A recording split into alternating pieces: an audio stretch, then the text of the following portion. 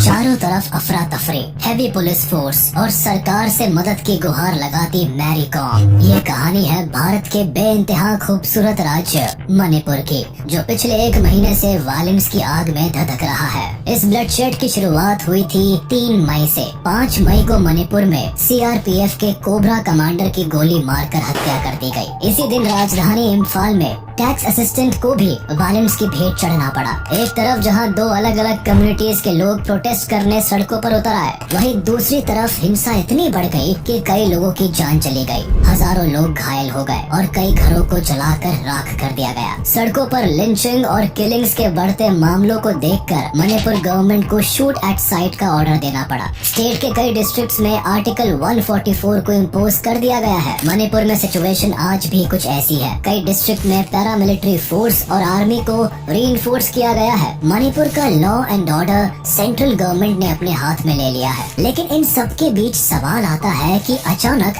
मणिपुर में ये हिंसा हो क्यों रही है? आखिर इसके पीछे किसका हाथ है? ऐसे क्या रीजंस है कि मणिपुर में इतना डीप रूटेड अनरेस्ट देखने को मिल रहा है? और सरकार से लोग आखिर इतने नाराज क्यों है? मणिपुर जल रहा है। हिंसा करने वालों को देखते ही गोली मारने के आदेश दिए जा चुके हैं। आदिवासियों और मैती समुदाय के बीच छिड़ी हिंसा ने प्रदेश में इमरजेंसी जैसे हालात पैदा कर दिए हैं।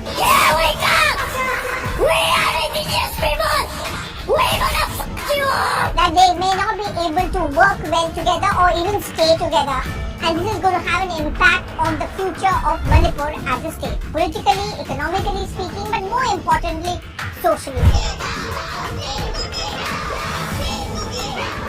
ये मानते हैं कि अगर मैती को एसटी का दर्जा दिया गया तो वो उनकी सारी जमीन हथिया लेंगे।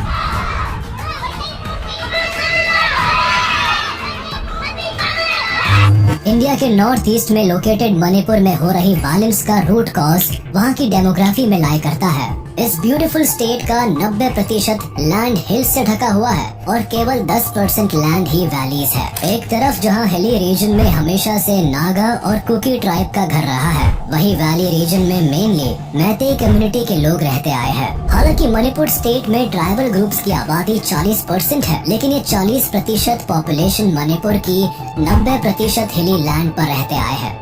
इन ट्राइब्स ग्रुप्स में नागा और कुकी के अलावा कई रिकॉग्नाइज्ड और अनरिकॉग्नाइज्ड ट्राइब्स भी शामिल हैं, जो मेनली क्रिश्चियन धर्म में विश्वास रखते हैं। मणिपुर की बची हुई 60% पॉपुलेशन है मैतेई ग्रुप की, जो राज्य के केवल 10% हिस्से में सिमटी हुई है। इस ग्रुप में वैष्णव, हिंदू और मुस्लिम धर्म को मानने वाले लोग शामिल हैं, जिनको आम भाषा में पंगल्स भी कहा जाता है। मणिपुर के दोनों एथनिक ग्रुप एक डिफरेंट कम्युनिटी, कल्चर और ट्रेडिशन को रिप्रेजेंट करते हैं। दोनों ही ग्रुप्स की सरकार से अपनी रिप्रेजेंटेशन को लेकर मांगे भी अलग है, लेकिन इन डिमांड में असली परेशानी खड़ी हुई है सरकार के रूल्स, एक्ट और मणिपुर हाई कोर्ट के ऑर्डर से, जिसके चलते आज पूरा मणिपुर एथनिक वायलेंस के रंग में रंग गया है।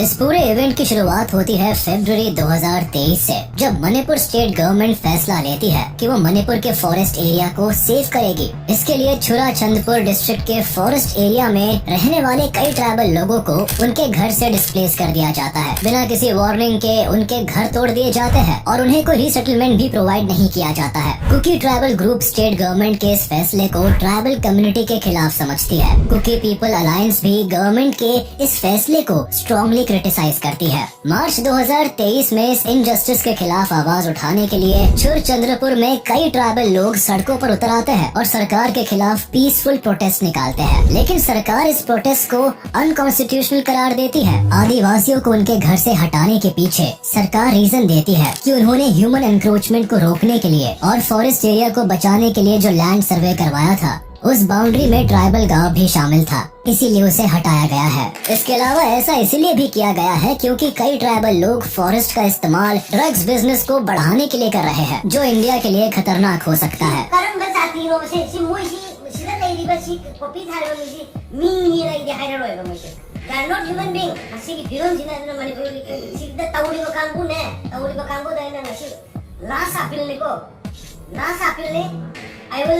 Declare war against you, people. सरकार के इस रवैये से नागा और कुकी ट्राइब पहले ही ना खुश होते हैं, लेकिन उनकी एजिटेशन तब और बढ़ जाती है जब 20 अप्रैल को Manipur high court state government को डायरेक्ट कर देती है कि वो मैतेई कम्युनिटी को भी शेड्यूल ट्राइब की लिस्ट में शामिल करे। हाई कोर्ट के इस ऑर्डर से नागा और कुकी ट्राइब में बवाल मच जाता है। उन्हें ये एक्सेप्टेबल नहीं होता कि मैतेई कम्युनिटी को भी शेड्यूल ट्राइब का स्टेटस मिले। कई ट्राइबल लीडर्स चुराचांदपुर डिस्ट्रिक्ट में 8 घंटे के शटडाउन का ऐलान कर देते हैं। इसी दौरान मणिपुर के चीफ मिनिस्टर बीरेन सिंह भी चुराचांदपुर में एक रैली को एड्रेस करने वाले होते हैं। साथ ही उन्हें एक जिम को भी इनॉग्रेट करना होता है, लेकिन प्रोटेस्टर्स की भीड़ इतनी अग्रेसिव हो जाती है कि जिम में जमकर तोड़फोड़ होती है और रैली के वेन्यू को भी टारगेट बनाया जाता है। बीरेन सिंह इसके बाद भी जब रैली करने से नहीं रुकते तो प्रोटेस्टर्स इवेंट वेन्यू में घुस जाते हैं। इस अफरा तफरी में न केवल पुलिस फोर्स घायल होती है बल्कि प्रोटेस्टर्स भी घायल हो जाते हैं। माहौल में बढ़ती टेंशन से गवर्नमेंट को पूरे डिस्ट्रिक्ट में कर्फ्यू लगाना पड़ता है। मोबाइल सर्विसेज को 5 दिन के लिए सस्पेंड कर दिया जाता है। 3 मई 2023 को all tribe student union Manipur एक बड़ी तादाद में सॉलिडेरिटी मार्च निकालते हैं, जिसमें 60,000 से भी ज्यादा लोग शामिल होते हैं। लेकिन ये पीसफुल प्रोटेस्ट भी जल्द ही वायलेंस में तब्दील हो जाता है। मार्च के दौरान मेतीज और ट्राइबल लोगों के बीच फिर से क्लैश होता है और कई प्रोटेस्टर्स को चोट पहुंचती है। ये वायलेंस ब्रेकआउट फिर केवल एक ही डिस्ट्रिक्ट तक सीमित नहीं रहता।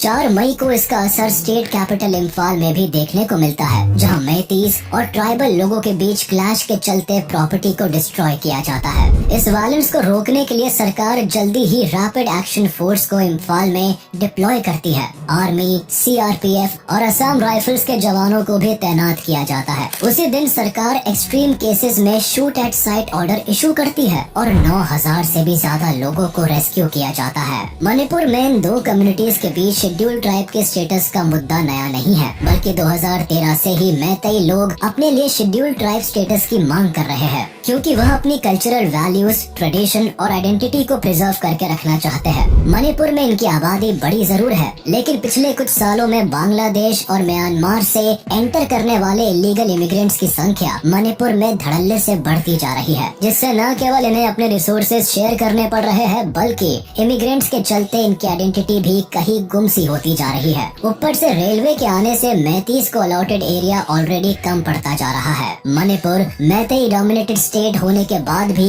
उनकी 60% आबादी के पास केवल 10% लैंड है, जबकि 40% आबादी को 90% लैंड अलॉटेड है। एक तरफ जहां नागा और कुकी ट्राइब के पास इम्फाल वैली में सेटल होने के पूरे राइट्स है, वहीं मैतेईज के पास हिल्स में सेटल होने का कोई राइट नहीं है। पूरा हिली रीजन केवल ट्राइबल और कुकी लोगों के लिए रिजर्व्ड है, जो कि मैतेईज के लिए डिस्क्रिमिनेटरी है। मैतेईज मानते हैं कि उनकी ये लड़ाई अपने एंसेस्ट्रल लैंड को बचाने की है, और अगर उनकी मांगे पूरी नहीं होती है तो वो अपने प्रोटेस्ट और कैंपेन को इंटेंसिफाई कर सकते हैं, जो आने वाले स्टेट गवर्नमेंट इलेक्शन को अफेक्ट कर सकता है। मैतेई लोगों का मानना है कि अगर उन्हें शेड्यूल ट्राइब का दर्जा मिल जाता है तो इससे कुकी और नागा ट्राइब के स्टेटस पर कोई इफेक्ट नहीं पड़ने वाला है। लेकिन ट्राइबल ग्रुप का नजरिया इस सिचुएशन से अलग है। नागा और कुकी का मानना है कि मैतेई न केवल आबादी में ज्यादा है, बल्कि वेल एजुकेटेड और पावरफुल है। ज्यादा फैसिलिटीज और जॉब अपॉर्चुनिटीज मिलने की वजह से स्टेट में वो एक बेटर स्टेटस एंजॉय करते हैं। वो न केवल इकोनॉमिकली स्ट्रॉन्ग है, बल्कि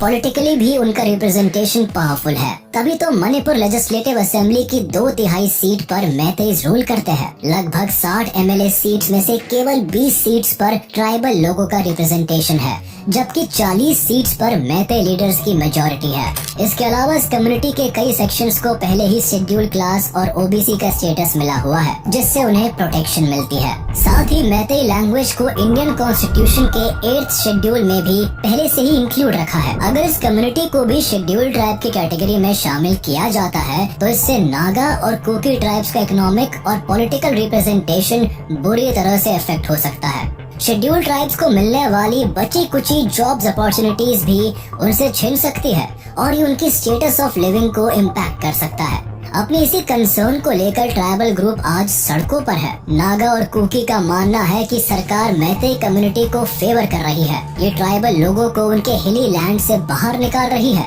और जल्द ही मैतेई कम्युनिटी को शेड्यूल ट्राइब का स्टेटस भी देने वाली है। मैतेई और नागा कुकी दोनों ही एथनिक ग्रुप्स में भले ही डीप रूटेड डिफरेंस दिखाई देता है, लेकिन ये डिफरेंस आज का नहीं है, बल्कि सदियों पुराना है।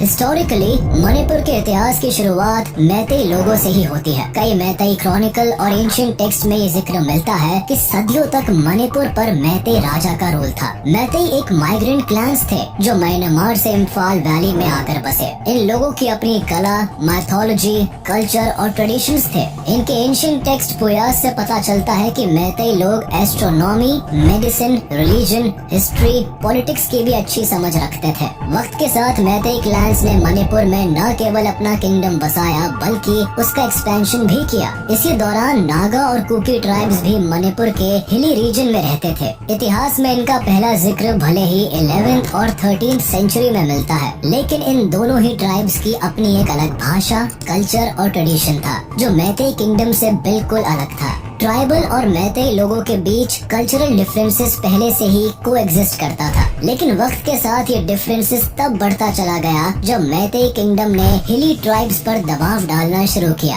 कि वो मैतेई कल्चर और ट्रेडिशन को अपना ले। इसके लिए मैतेई किंगडम ने ट्राइबल लोगों के खिलाफ कई मिलिट्री कैंपेन्स भी लॉन्च किए ताकि उनके किंगडम का एक्सपेंशन हो सके। इनका नतीजा ये निकला कि मैतेई कम्युनिटी और ट्राइबल लोगों के बीच डिफरेंसेस की दीवार बढ़ती चली गई। दोनों कम्युनिटी में कई बार वायलेंस भी हुई, लेकिन 1819 में जब बर्मीज एम्पायर के हाथ मैतेई किंगडम को हार झेलनी पड़ी तब ये सिचुएशन भी बदल गई। 1819 से 1826 तक मैतेई किंगडम पर बर्मीज एम्पायर ने राज किया और ये 7 साल मणिपुर के लिए भारी तबाही वाले साबित हुए। इस पीरियड को 7 years ऑफ डिस्ट्रक्शन कहकर बुलाया गया। इस दौरान कई घर जलाए गए, साम्राज्य को लूटा गया।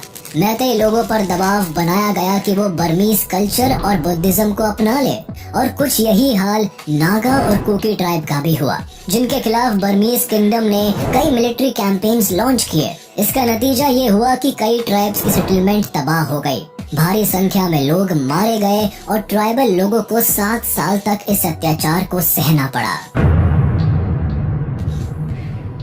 साल 1826 में मणिपुर के दोनों एथनिक ग्रुप्स के लिए बुरे दिन तब खत्म हो गए जब ब्रिटिशर्स और बर्मा एम्पायर के बीच एंग्लो बर्मीज वॉर हुई और अंग्रेज इस जंग को जीत गए। मणिपुर अब ब्रिटिशर्स के कंट्रोल में आ गया। दोनों एथनिक ग्रुप्स को मणिपुर में कई पॉलिटिकल और इकोनॉमिक चेंजेस देखने को मिले। इस दौरान मणिपुर में मैतेई किंगडम का रूल तो रहा, लेकिन राजा केवल ब्रिटिशर्स की कठपुतली बनकर रह गए। मेनली मणिपुर के इम्फाल में ब्रिटिशर्स ने अपना कंट्रोल जमाया और हिली रीजन के ट्राइबल लोगों को हिली एरिया में रहने के लिए फ्री छोड़ दिया। फिर 1891 में ब्रिटिश सरकार ने मणिपुर को एक प्रिंसली स्टेट बना दिया। धीरे धीरे ब्रिटिशर्स अपनी पॉलिसी में बदलाव लाए। मणिपुर को पूरी तरह कंट्रोल करने के लिए उन्होंने डिवाइड एंड रूल का सहारा लिया और दोनों ही एथनिक ग्रुप्स में पनप रही दूरियों को बढ़ा दिया। एक तरफ जहां उन्होंने अपने पॉलिटिकल स्ट्रक्चर में मैतेई कम्युनिटी को प्रेफरेंस देनी शुरू कर दी, वहीं दूसरी तरफ ब्रिटिश गवर्नमेंट एक लैंड सेटलमेंट पॉलिसी लेकर आए जिसमें फर्टाइल लैंड मैतेई कम्युनिटी को दी गई, जबकि कम उपजाऊ भूमि कुकी ट्राइब के हिस्से आई। इसमें सबसे बड़ी प्रॉब्लम ये थी कि कुकी ट्राइब केवल एक जगह पर रहने में विश्वास नहीं रखते थे। वो शुरुआत से ही अपने जानवरों के साथ फॉरेस्ट के अलग अलग हिस्सों में रहते थे। इसीलिए जब ब्रिटिशर्स ने उन्हें परमानेंटली एक ही लैंड में सेटल करना चाहा, तो इससे उनके लिए अपने कल्चर को फॉलो करना मुश्किल हो गया। इस लैंड सेटलमेंट से धीरे धीरे कुकी और मैतेई कम्युनिटी के बीच एक्सट्रीम टेंशन्स पैदा होने लगे। दोनों ही एथनिक ग्रुप में एक दूसरे के लिए नफरत इस हद तक बढ़ गई थी कि फिर ये दुश्मनी कभी दोस्ती में नहीं बदली। 1947 में जब भारत को आजादी मिली तो मणिपुर के सामने भी भारत में शामिल होने का प्रस्ताव रखा गया था। उस समय मणिपुर स्टेट के राजा बोध चंद्र सिंह थे, जिन्होंने ये डिसीजन लिया कि मणिपुर एक इंडिपेंडेंट स्टेट रहेगा। वो ना तो भारत में शामिल होगा और ना ही पाकिस्तान का हिस्सा बनेगा। 1947 में आजादी के बाद भी कई सालों तक बोध चंद्र सिंह मणिपुर के राजा बने रहे, लेकिन मणिपुर की ज्योग्राफिकल लोकेशन म्यांमार और चाइना बॉर्डर पर होने की वजह से प्रिंसली स्टेट भारत के लिए स्ट्रेटेजिक था। इंडियन गवर्नमेंट की कंसर्न थी कि मणिपुर के जरिए चाइना इंडियन बॉर्डर्स में घुसपैठ कर सकता है और इंडिया की सिक्योरिटी के लिए थ्रेट बन सकता है। इसीलिए मणिपुर पर अपनी पकड़ बनाना इंडिया के लिए जरूरी था। इसके अलावा आजादी के बाद से ही मणिपुर में धीरे धीरे कम्युनिस्ट मूवमेंट बढ़ रही थी, जो कि भारत की स्टेबिलिटी के लिए खतरा बन सकता था। मणिपुर में रह रही जनता भी मोनार्की सिस्टम से तंग आ चुकी थी। उन दिनों मणिपुर में राजा के खिलाफ प्रोटेस्ट तेज हो रहे थे। वहाँ एक लेजिस्लेटिव असेंबली भी फॉर्म हो चुकी थी। साल 1949 में मणिपुर के राजा ने इंडिया के साथ एक मर्जर अग्रीमेंट साइन किया, जिससे मणिपुर इंडिया की यूनियन टेरिटरी में शामिल हो गया। लेकिन प्रॉब्लम ये थी कि राजा ने अग्रीमेंट साइन करने से पहले लेजिस्लेटिव असेंबली की परमिशन नहीं ली। इसीलिए मणिपुर के एथनिक ग्रुप्स मान बैठी कि राजा से एग्रीमेंट फोर्सफुली साइन कराया गया है। इस मर्जर से ना तो मैतेई कम्युनिटी खुश थी और ना ही नागा कुकी ट्राइब खुश थे, क्योंकि यूनियन टेरिटरी बनने से मणिपुर को सेंट्रल गवर्नमेंट चला रही थी, जिन्हें मणिपुरी लोगों के डिफरेंट कल्चर और ट्रेडिशन का ज्ञान नहीं था। इसके अलावा जो ब्यूरोक्रेट्स मणिपुर को गवर्न करते थे वो भी इंडिया के अलग अलग हिस्सों से होते थे। इसीलिए एथनिक ग्रुप्स की डिफरेंट डिमांड्स को समझ पाना और फुलफिल कर पाना एक बहुत मुश्किल टास्क था। नागा ट्राइब चाहती थी कि असम, अरुणाचल प्रदेश और मणिपुर में मौजूद नागा ट्राइबल एरियाज नागालैंड में मिल जाए। वही कुकी ट्राइब की डिमांड थी कि इंडिया, बांग्लादेश और म्यांमार के जिन भी एरियाज में कुकी ट्राइब्स रहती है उन्हें मिलाकर एक सेपरेट नेशन बनाया जाए, जिसे जेलेंगाम नाम दिया जाए। लेकिन मैतेई की मांग दोनों ट्राइबल ग्रुप से अलग थी। मैतेई कम्युनिटी सदियों से मणिपुर की वैली रीजन को डोमिनेट करती थी, इसीलिए वह चाहती थी मणिपुर पर मैतेई किंगडम का राज हो, जिसमें मणिपुर के हिली एरियाज को भी इंक्लूड किया जाए। इन सभी डिमांड्स के विपरीत भारत सरकार ने 1956 के स्टेट्स रीऑर्गेनाइजेशन एक्ट के तहत मणिपुर को यूनियन टेरिटरी बनाया और नागा और कुकी ट्राइब को शेड्यूल्ड ट्राइब का दर्जा दिया, जो न केवल संख्या में कम थे बल्कि ये मेनली मणिपुर के हिली रीजन तक सीमित थे। मैतेई कम्युनिटी की मणिपुर में एक बड़ी संख्या के चलते भारत सरकार ने उन्हें शेड्यूल्ड ट्राइब स्टेटस से बाहर रखा। उसके अलावा उन्हें हिली एरियाज में जमीन खरीदने के अधिकार से भी वंचित कर दिया, जबकि कुकी और नागास को ये राइट दिया गया कि वो मणिपुर में कहीं भी जमीन खरीद सकते हैं। ये फैसला न केवल मैतेई कम्युनिटी के लिए भेदभाव था, बल्कि ट्राइबल ग्रुप्स को भी इन राइट से खुशी नहीं थी।